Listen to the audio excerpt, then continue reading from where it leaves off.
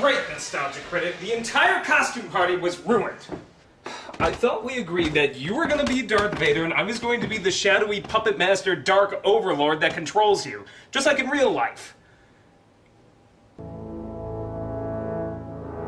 Nostalgia critic.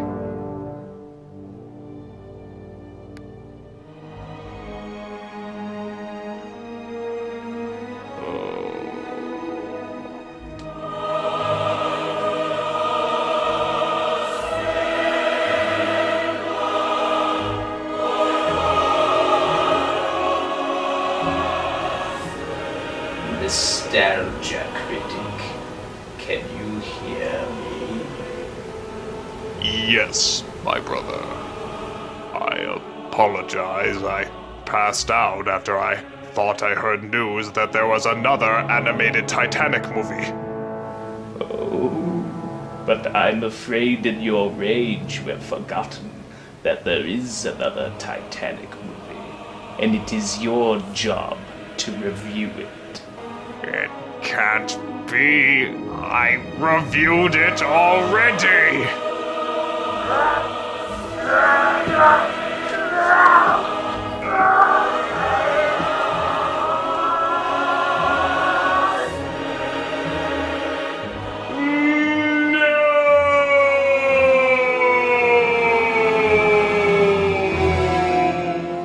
Yes.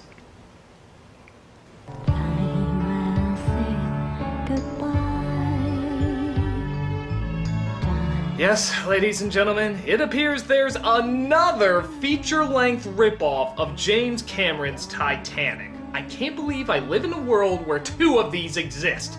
And you think that'd be bad enough. But if you can possibly comprehend this, it is actually worse than the other version. Yes, there is actually something out there worse than this. Party time, everybody's feeling fine 'cause it's party time. I know it's hard to believe, but this actually is more terrible than the rapping dog. So, what abomination of hell could possibly make it into the human world? Let's find out. So, strangely enough, this version also focuses on talking mice that snuck aboard the Titanic. I mean, somebody actually found it necessary to rip off the rip-off! Did you even see that? You want to rip off this? Moving on! It turns out that an old sailor mouse is telling his grandkids what really happened the day the Titanic sunk.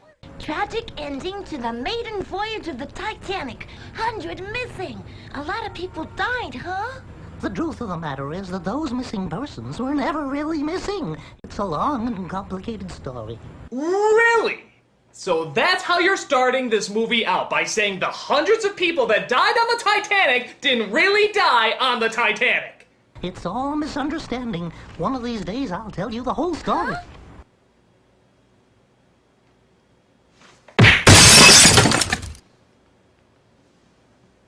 Yeah, bring it in.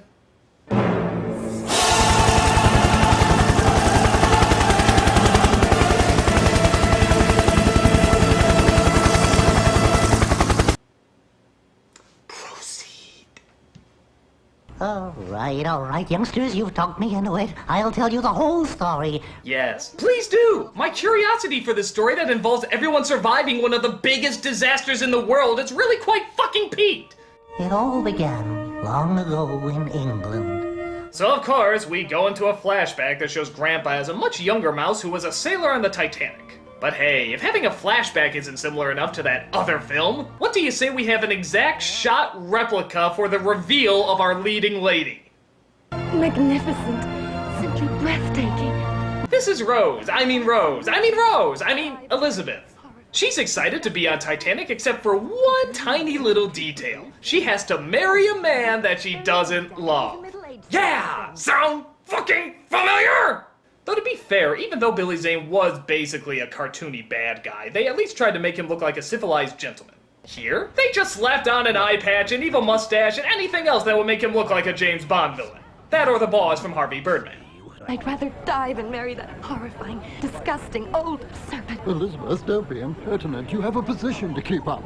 Your stepmother and I simply want what's best for our little girl. Hey! And if we say that the best for you is the worst for you, then it's the best for you.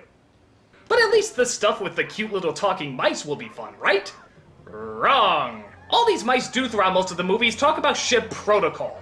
Yeah, ship protocol. Isn't that exciting? We'll have the roll call, if you please. Aye, aye, sir.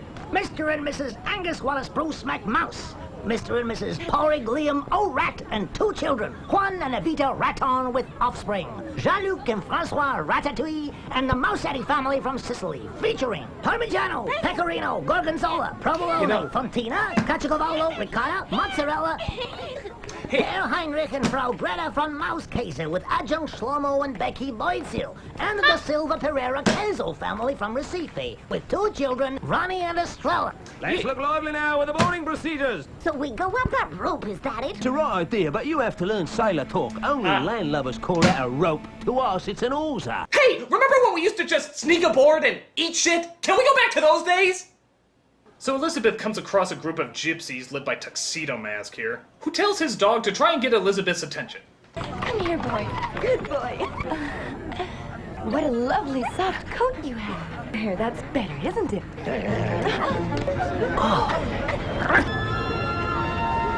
You idiot! I told you to get her necklace! What kind of stupid mutt are you?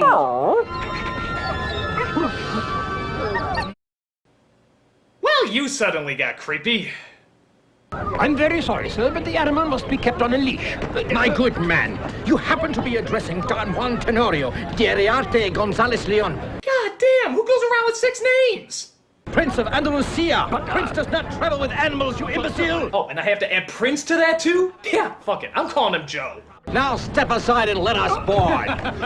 So, even though they established the dog has no owner, the dog is still allowed on anyway. Oh, wait, after he pees on him first. Oh, you wretched beast, I'll get you for that! Oh, it's not like I can just go up there and get you for that. I'll just throw my hat. That'll teach you. No, it landed on the dog. I guess there's nothing else it really would have done. Oh, now I hate my hat. I hate my hat so much. Oh, my motivations are so confusing. So after leaving the town of genetic clones, I'm not kidding, look! We see our villain, named Maltravers, talk about his plans as a whaler. There's no reason whatsoever why the Duke shouldn't grant me exclusive worldwide whaling rights. Not to mention the hand of his darling daughter. By marrying her, you'll get your mitts on all of his money. Exposition. You hit the nail on the head. There's nothing in the world that counts besides money and power. Everything else is simply there to be used to achieve those objectives. I think we just saw the meeting for how this movie got greenlighted. So we get one of those phoned-in CGI shots of the ship as the captain discusses what he's gonna do for the evening. There's only one thing worse than a party, and that's a gala evening. Mr. Craig, have me called for any problem whatsoever, and if there aren't any, make one up. Oh, you mean like iceberg right ahead? Yes, that's a good one. Hurry up, Ronnie, we're late. Oh good, our mousy friends got away from the rest of the team. I guess that means there's not gonna be any more ship protocol. Ow! Men are greedy and all too likely to cheat on construction and materials. So for the first few days, be careful how you move about. Yeah, whatever. Sing There's No Cats in America. But there are no cats in America, and the streets are paved with trees. But eventually they do get away from the group, and they see what's going on in the first-class quarters. She's as beautiful as a picture and as fiery as the fish out of Carioca. I'll see her in my dreams for the rest of my life. I hate to be a spoil sport, but I would like to draw to your attention the fact that she's a woman and you're a mouse. Well, there's one thing I'm not, and that's a racist. What? Well, there's one thing I'm not, and that's a racist. Did we really just take a situation with 2 mice, a young woman, and somehow come out with racism? How do you do that? First of all, it's not racism as much as speciesism. Second, why is he fantasizing about a human female? Don't we have enough weird fetishes already with that crazy glove-smelling fucktard? Let's keep the oddness to a minimum. Oh god, I spoke too soon. Just when you thought things couldn't get any weirder, things couldn't possibly get more fucked up, take a gander at this. What's her name? Oh, I don't believe it. I can understand them. You can understand us thanks to a net of magic moonbeams that caught your tears as they fell into the water. We added a little magic of our own, and voila! The spell was cast. Pardon? Okay, am I dreaming this? I really must be dreaming this. I really can't comprehend this at all. At all. I mean, okay, we now have magic dolphins who apparently can fly because, well, how the hell else are they staying up there so long? Who can suddenly talk to her because her rainbow bright tears caused some moonbeam bullshit and now everything's coming up Dr. Doolittle. But sure, why not? Okay, you can talk to dolphins now, arguably one of the most intelligent creatures on the entire planet. So what exactly are you gonna say to them? If I could turn into a dolphin like you, that would make me happy. That's great, young lady, that's great. You wish you were a dolphin, that's wonderful. What the fuck am I watching?! Okay, for the sake of argument, let's say that you stayed in the theater after you saw this scene. What exactly are they gonna do with this revelation? We're engaged in a desperate battle to save the lives of our friends, the whale. The Maltravas ships are hunting the poor things near to extinction. I'm sorry, which story are we watching? The love story, the ship, the mice, the whales? What is the focus? You can't just throw this incredibly bizarre bullshit at us and just expect us to go along with it. I mean, it's like saying, hey, the Titanic wasn't destroyed by an iceberg, it was a evil gang of underwater sharks who are in cahoots with the evil whaler. Hey, me and the boys are ready to go into action anytime you say, guy. Ice, I have a message from the boss. Stay alert and don't stray too far from the ship. Tell him we're ready to destroy anything, anytime. I'm sorry, I need to drop something.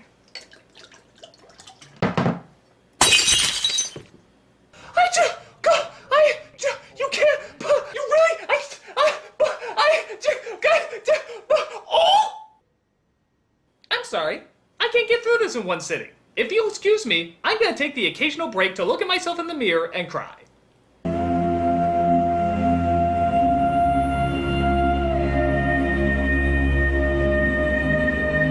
Whew. On we go. So, why can the bad guys communicate with the criminal underwater shark gang? We don't know. It's never explained. Maybe he got some of that moonbeam bullshit from a crack dealer or something. But as of now, he doesn't want them to destroy the ship just yet. He just wants them to stay close. But luckily it seems that magic also seems to work with mice, as Elizabeth can suddenly understand them now too. You ought to face the issue squarely and tell your father and Everard what you think. You've gotta fight. Of course I'm going to fight. Now I know you two are on my side. We can foil Everard and help those poor whales too. Yes, now that they're on your side, I'm sure you'll have a great case to go up against your father. Father, I know you want me to marry that man, but I've been talking with the dolphins and mice, and they agree that it's not the right thing to do. But honest to God, they did talk to me! But Elizabeth does go to set the record straight, and it turns out her father takes it unrealistically well. I have absolutely no intention of marrying Everard. I'm sorry to upset your plans, but... Plans, did you say? My one and only plan, dear girl, is to see you as happy as possible. And I would never dream of forcing you to do something you don't want to. Unless it was the beginning of the movie, in which case I said you have no choice. Seriously, what did she do different? She made the same argument she did before. In fact, it's actually less angry. Are you honestly telling me that this... I have absolutely no intention of marrying Everard. ...is much more stronger than this? I'd rather die than marry that horrifying, disgusting old serpent. That's just the PMS talking. You'll get over it. I have absolutely no intention of marrying Everard. Whoa! Calm down, bitch! Calm down! Oh! Alright, we'll figure this out, man. Jesus! But meanwhile, down this hallway, or maybe it's this hallway. Nope, I guess it's this hallway. The bad guy is looking to make sure his evil wedding schemes go according to plan. But luckily, the mice kick him with a soccer ball and send him hilariously flying down the ship. Seems kinda pointless, seeing how we already know that Elizabeth isn't going to marry him, but hell, we need something to top the dog pissing scene, don't we? Meanwhile, apparently Joe is still in this movie. As we see, he spends most of his time... Oh, God, get over it! God, I miss Elizabeth. Almost as much as I miss Vanessa. But it turns out the animals lead them together and they finally discover each other. And of course, they decide to dance. But, unlike the other animated Titanic movie where they shared only 3 lines of dialogue and decide they love each other, here they only share 1 line of dialogue. Yeah, one fucking line of dialogue and they know it's meant to be. I guess she considers sniffing the glove first base. But the whaler and evil stepmother, it turns out, are in cahoots with each other and they want to stop them from hooking up. I trust I've been clear enough. If Mr. Maltravers is so important to you, then you marry him. Actually, that's a great idea. If she's so evil, why doesn't she just leave Elizabeth's father and go with the whaler guy? Doesn't that make more sense? Whatever. It seems that boat has sailed or sank, so I guess it's better just to cut their losses and move on to the next logical step. Hold the father up at gunpoint, force him to sign the whaling concession, and tie him up so he won't escape. Tell me you wouldn't do the same thing! So he sends the message to the whalers that they're allowed to hunt wherever they please, but luckily the mice cut the wires before the message can get out. I'm sure that won't backfire in any way. But wait, with the father tied up, someone's liable to come across him. So again, what's the logical thing to do? The ship has to sink tonight, but remember, not a second before midnight, or else all your work will have been for nothing. Consider it done, Pally. Midnight on the dot. That's right. It's the evil gang of sharks that sank the Titanic because of a needlessly complex whaling scheme. Aren't you glad we're simplifying the emotions of a horrendous tragedy to an insultingly basic battle of good versus evil? After we've arranged for the iceberg to appear in front of the ship, we'll hold the rudder in our teeth, keeping her on course. I don't even get it. Why do these Titanic movies need a bad guy? Isn't the iceberg sort of the designated villain? Well, let's just call it a bet. A couple of my boys think they can heave an iceberg farther than tentacles can. Oh, that sounds like great fun. So the sharks trick a giant octopus named Tentacles into an iceberg throwing contest. There's a giant octopus with a dog's face in this movie, and they're only waiting till the last third to show it. Way to subtly wheel us into that suspension of disbelief. Don't you realize what you've done? I beat the sharks at ice throwing. You threw an iceberg at a ship full of people. I don't know how many of them we'll be able to save. Oh, no! It's not like he can just grab the iceberg and push it out of the way. Oh wait, yes he can. Why don't you just grab the iceberg and push it out of the way? So the whaler and stepmother escape on the boat and, not to give anything away, but the iceberg hits the ship. Hey, considering how much else they changed in this movie, I'm surprised they kept that.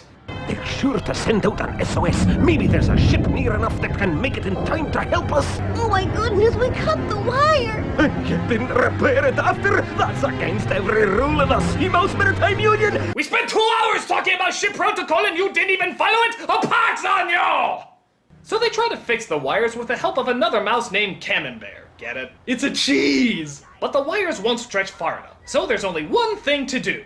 I've got it! Connect the wire to my mustache! Yeah! What? Yes, this will be an incredibly funny scene if it didn't end up killing him. No, seriously, it ends up killing him. Look. Oh, Camembert, what a hero. Okay, there's a lot of moments in a Titanic movie where you're supposed to have a serious death scene. You picked one, and it's a fucking wrong one! Oh, and unlike that downer Cameron movie where there weren't enough lifeboats, this film sets the record straight. There's room for everyone! See? There's room for everybody. What, did you think those idiots at the History Channel knew what they were talking about? No, it's the version with the giant talking octopus that has it right. So Elizabeth and Joe find the father and set him free, allowing him to get on the lifeboat. Thank God Daddy's safe. Why doesn't the daughter go too? Or for that matter, why not the boyfriend? Didn't you just hear the guy before? There's room for everyone! So hop on board! It doesn't matter if you have testicles in this movie, you can still make it out! But don't worry, Tentacles is there to put the ship back together. That's right, he's putting the ship back together. And just in case there's any confusion for this being mistaken for a tragic act of nature... The truth is, it's all my fault. No, Tentacles, it's not your fault.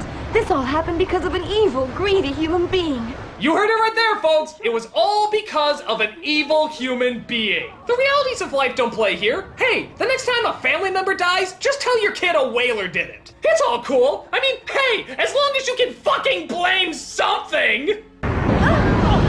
One of my tentacles slipped. I have to go back down. So So while you're pondering why an octopus has to hold his breath to go underwater, it turns out that dolphins have good news. The whales! The whales are here! Hooray! There'll be whales here! So the whales seem to save everybody on the ship, even the captain. Yeah, because we all know he made it out okay. But unfortunately, Tentacles can't hold on anymore and goes down with the ship.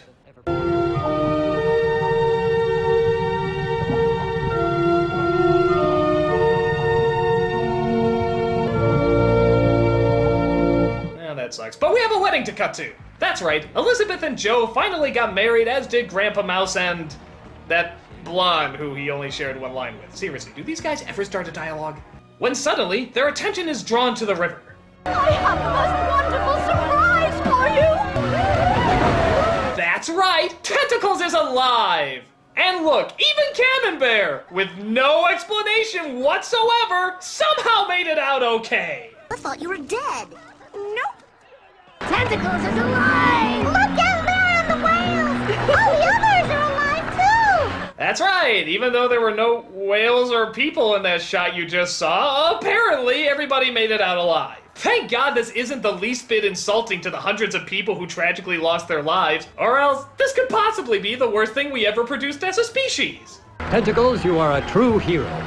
And the many people who couldn't find space in the lifeboats, you saved their lives too. Tell us how you accomplished such an amazing feat. It was the whales who did it, really. What is up with the whaling shit in this movie? Look, if you want to make a movie about whales, that's fine. More power to you. But leave the deaths of hundreds of innocent people out of it if you don't mind. I mean, even Ferngully just stuck to the rainforest. They didn't try to work in the Hindenburg disaster or anything. So this Ronnie is Granny Stella's brother. So flashback to present day as the kids realize Grandpa has clearly gone off his meds and made this entire story up. That means nobody's hunting the whales any longer. Is that right? Unfortunately, no, children. There'll always be another Everard Maltravers. Their names may change, but their evil lives on, and the whales are still hunted. Oh, Christ. Shut up! I hope we nuke those fuckers so we don't get any more movies like this. You heard, children. Enough is enough. Your grandfather loves to tell stories, but like all sailors, you shouldn't take them too serious. Understatement of the fucking millennium. Oh, Connors. So just to recap, everybody, nobody died on the Titanic, animals can talk with moon magic, sharks form underwater gangs, whales are Jesus, and the reveal of a giant talking octopus in New York got absolutely no media attention whatsoever. So, to sum up... Nope, I need a minute.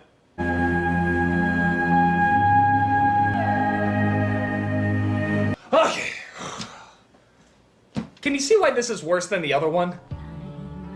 I mean, the animation is better, but this goes from stupid to disgustingly insulting. Just the idea that people took this tragedy and turned it into such a lame ploy to save the whales is mind-boggling. The Titanic story has nothing to do with whales, so why'd you make that connection? It's insulting to history, it's insulting to children's intelligence, and it's straight up insulting to the people who died. Honestly, it's sort of hard to watch, it's so horrendous. I mean, it honestly makes this film look more realistic. The film with the rapping dog is actually closer to the real story of the Titanic.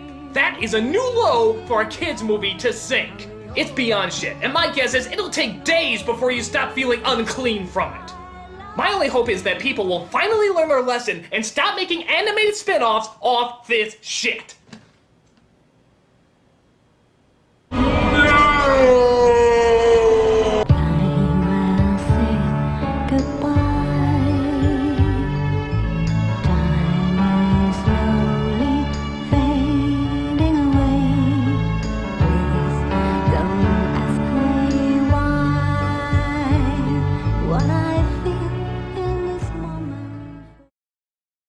Well, there's one thing I'm not, and that's a racist.